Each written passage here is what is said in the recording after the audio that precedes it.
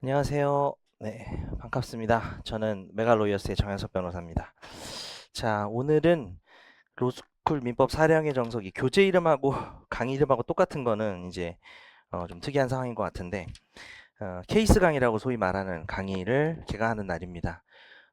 제가 이번에 이 강좌를 막 열심히 들으라고 여러 가지 상담도 받고 질문도 받고 홍보도 하고 뭐 이런 걸 해야 되는데 강의가 너무 많아가지고 지금도 강남에서 강의를 하고 오는 길이다 보니 많이 좀 알려지진 못한 거에 비해서는 많이 와주셨네요. 어, 이 강의는 뭐니 뭐니 해도 사례 강의고 저는 1년에 한 20개 정도의 강의를 하는데 그 로스쿨 변호사 시험에서만 그 중에 이제 사례형 강의라고 꼽을 수 있는 게 이거하고 하나가 더 있는데 그게 뭘까요? 그 디벨롭 강의가 아니고 그게 바로 사례형 기출문제풀이 강의입니다. 왜 두 강좌를 꼽냐? 그 두 강좌는 사례형을 어떻게 풀 수 있느냐에 대한 강의고요. 디벨롭 강의가 좀 유명해서 그게 또 사례를 시험을 보니까 사례 강의라고 생각하실 수 있는데 그게 뭐 정의하기 나름이지만 디벨롭 강의에서는 사례 얘기는 안 해요. 그냥 내용을 드리고 피드를 드리면 다음날 와서 시험을 봐라라는 강의입니다. 시험 보는 강의고요.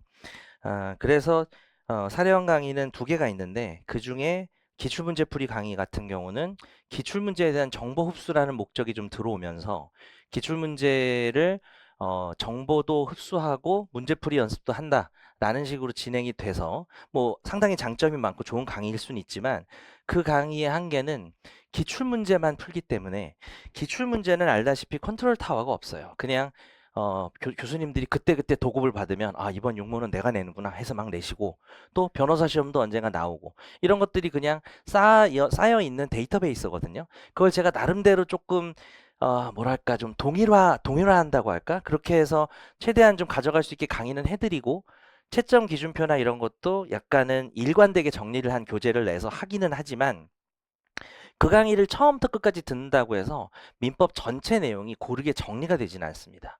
자, 그런데 이번 케이스 강의는 사례형을 다루면서도 민법을 진도순으로 좀 정리할 수 있는 기회를 주는 강의다라고 생각을 하고요. 이 교재는 물론 기출문제와 유사한 문제도 있지만은 전혀 기출되지 않았지만 언제라도 당연히 기출될 수 있는 문제들에 대해서 제가 특별히 제작을 하거나 아니면은 기출문제들을 좀 유사하게 가져와서 낸 교재고요. 이 교재를 씹어먹는 강의라고 생각을 해보신다면은 이 강의는 여러분이 이번 강의 때 뭘 해야 된다? 예, 회독을 해야 되는 것입니다. 그래서 디벨롭 강의랑 비교해 보면 디벨롭 강의에서 회독을 강의에서 시켜주고 시험은 알아서 보세요 하고 그 회독을 잘해야 시험을 잘 보죠. 그래야 본인 위치가 올라가죠. 뭐 이런 강의라면은 이 강의는 오히려 강의에서는 사례만 풀 거예요. 대신 여러분이 이 사례 문제집을 가지고 막 외우려고 하거나 열심히 예습하거나 열심히 복습하는 것보다는 진도가 정해져 있잖아요. 이 강의는 진도별로 하는 게 의미가 매우 큽니다. 그래서 그 진도에 맞춰서 여러분께서 여러분이 보시는 교과서 아마 대부분 뭐 베이직 민법을 보시거나 아니면 로민정을 보실 텐데 그 진도 내용을 어떻게 해서든지 하루 6시간 정도 한 5시간에서 6시간 정도의 시간을 내서 여러분이 내일 사례 문제를 정현석이랑 풀어야지 라고 오는 거예요. 내가 이 책을 읽고 가서 정현석이랑 사례 문제를 같이 푸는 겁니다. 이 수업 시간에. 그래서 미리 읽어오는 거 의미 없어요. 안 읽어왔더니 쫓아가기 힘들어요. 그거는 안 읽어와서 쫓아가기 힘든 것보다는 그쪽 진도에 대해서 충분히 공부할 시간이 부족해서 힘드실 수는 있어요. 힘든 강의예요. 어려운 강의입니다. 사례 문제가 어렵기 때문이에요. 제가 만든 사례 문제가 어려워야 연습이 되고 자극이 되고 발전이 있기 때문에 뭐 쉬운 문제 뭐 강사 강의 들을 필요 있나요? 쉬운 문제 그냥 혼자 풀어도 되죠. 그래서 어려운 문제를 강사가 푸는 방법을 보시면서 내가 저렇게 풀어야 되는구나를 배우는 강의란 말이죠.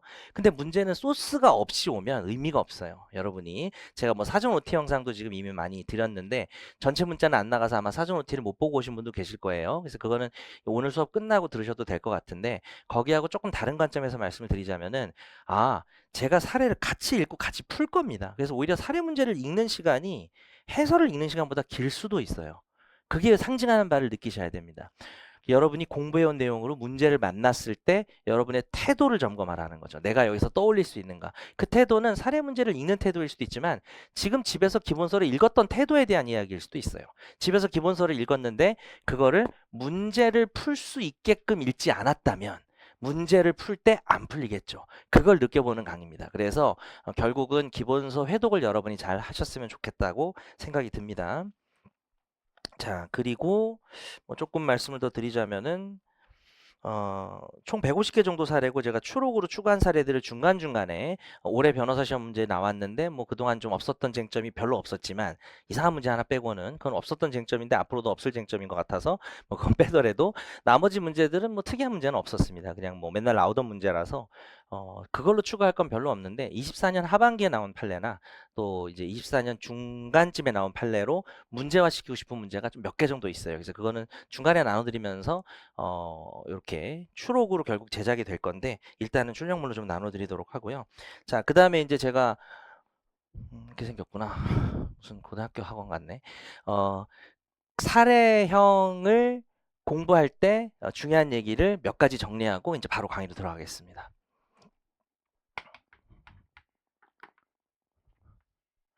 자, 사례형은 우리가 변호사 시험을 볼 때 선택형이랑 기록형이랑 사례형이 있는데 근본은 사례형입니다. 예, 진짜예요. 여러분이 특히 저학년 이번에 입학한다 하시면은 사례형부터 잡으셔야 됩니다. 각 로스쿨마다 1학기나 2학기 중간 기말에 객관식을 넣기도 하는데요. 그거는 뭐 학점 관리 차원에서 잘 하셔야 되겠지만 그거는 그냥 학점 관리 차원인 거고 여러분이 사례형을 빨리 잡아야 실력이 오릅니다. 그건 제가 장담할 수가 있어요. 자, 왜 그런지 설명을 좀 해보면 사례형에서 나올 수 있는 주제를 이렇게 바로 표시를 한다면은 여기서 이제 여러분이 객관식이라고 하면 객관식 선택형이 여기서 나오는 영역을 제가 한번 다른 색으로 표시를 해보면 사례형에 나오는데 선택형에 안 나오는 거는 거의 없다고 보기 때문에 요런 형태가 돼요. 그러면 이게 선택형이라면 또 특히 이제 올해 뭐 사람들이 일희일비하니까 올해 선택형이 어려웠단 말이에요. 변호사 시험이. 그럼 또 선택형이 중요한 것보다 이거 우리가 들쑥날쑥할 문제는 아니고 좀 항상적인 어떤 뭐 상수와 같은 어떤 원칙이 있어야 되는데 요 부분이 있단 말이죠. 이건 무슨 의미죠? 사례형에는 거의 나올 수가 없고 선택형에만 나온다는 거예요. 근데 이 부분이 그렇게 중요하냐? 여러분이 여기를 공부하는 건 진짜 찐으로 선택형만 공부하는 거예요. 근데 여러분이 이 부분, 흰색 부분을 공부하면요. 저랑 같이 사례형 공부할 거잖아요. 이번 강의에서. 이거 선택형 대비에 70에서 80%라고 생각하시면 돼요. 이건 약속할 수 있습니다. 그리고 그런데 이 부분이 채워지지 않았다면 이 부분 뭐냐면 대단히 논리와 인과관계와 이런 것들이 좌우하는 판례들이거든요. 근데 이 부분을 잘 모르는 상태에서 이렇게 보라색 영역을 공부하면 구별이 안 돼요. 제가 이렇게 색깔을 이렇게 해놔서 구별이 되는 거지 선택형 문제집을 계속 풀잖아요. 그러면은 무엇이 중요한지가 정리가 안 되게 돼 있어요. 그래서 사례형이 우선적으로 잡혀야 됩니다. 그리고 나서 선택형 문제를 풀면 어떻게 되느냐? 이게 보이는 거죠. 이건 뭐지? 뭐 이딴 걸 물어보고 있지? 라는 생각이 드는 질문들이 있을 거예요. 사례형으로 나올 수 없는 것들. 이건 뭐예요? 따로 조집니다. 따로 암기하는 대상이에요. 우리가 이런 걸 소위 무지성 암기사항이나 단순 암기사항이라고 하는 거죠. 그래서 이 부분이 빨리 완성이 돼야 되고요. 이 부분이 완성되는 과정에서 자동으로 7, 80%가 완성돼요. 완전 자동은 아니고 플러스 알파가 하나 있긴 한데 이거는 태도의 문제입니다. OX 매듭 집기라고 하는 게 있는데 그건 제가 나중에 선택형에 관한 이야기를 할 기회가 있으면 좀 말씀을 드리도록 하고 그 다음 기록형은 뭐냐? 기록형은 이런 느낌이에요. 자, 요런 느낌. 기록형은 사례형에 나올 수 있는 게 대부분 다 나올 수 있어요. 대부분 다. 근데 기록형에 추가 지식이 필요한 게 있습니다. 근데 이 부분이 생각보다 대단히 적어요. 우리가 약간 이게 왜곡돼 있는 게요. 3학년이 되면서 기록형 대비를 하면서 와, 기록형이 진짜 어렵구나. 역시 기록형이 중요하구나라고 생각하시는 분이 계신다면 그분에게 전 이렇게 얘기해요. 사례형 잘하냐고. 물론 이제 그렇게 말하면 좀 기분 나쁘니까 그렇게 대놓고 말은 안 하지만 기록형이 너무 어려워요. 그럼 저는 이렇게 물어봐요. 사례형 잘하세요? 전 잘하는 사람 못 봤습니다. 거의. 무슨 소리냐? 사례형을 진짜 잘하면 요게 보여요. 기록형 할 때 요것만 추가해주면 되는구나. 언어를 좀 바꿔주고 요건 사실만 바꾸면 되는구나. 이런 거거든요. 그래서 이번 강좌가 사례형 강의지만 차지하고 있는 비중이 대단히 높다는 말씀을 드렸고요. 하나만 더 말씀드리겠습니다. 이게 어찌 보면 가장 중요한 얘기일 수가 있는데 사례형 고득점의 구조를 제가 설명을 해볼게요. 3개가 있거든요. 자, 3개만 잘하면 돼요. 특히나 3번은 그렇게 중요하지도 않아요. 3번은 지금 조급해할 문제도 아닙니다. 자꾸 이제 문제를 풀고 연습을 하다 보면 어느 정도 늘거나 뭐 강사가 그냥 요령 알려주면 그렇군요 이러고 하고 넘어가면 되는 거예요. 근데 정말 중요한 게 1번, 2번인데 이 순서로 중요하다고 보시면 돼요. 가장 중요한 게 1번입니다.